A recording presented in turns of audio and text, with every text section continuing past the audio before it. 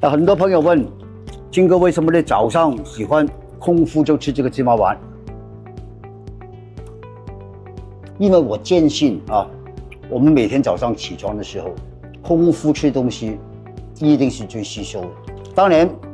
吃东西之前可能你会先喝一杯水，或者先吃东西也可以。我们一直都跟很多朋友说，哎呀，早上起床一定要先喝2杯水啊什么的，就是同一个道理。我相信空腹吃东西的那个吸收能力是最强的，而且这个习惯我已经坚持了好几年了。你说它好不好，我也说不出个所以，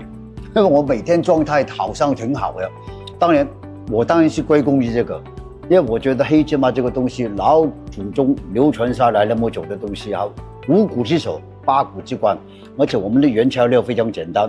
黑芝麻、脱衣核桃、枸杞、黑桑葚、红枣，这5个原材料。小小的黑芝麻，你不要看了，它的能量、它的能耐可大了。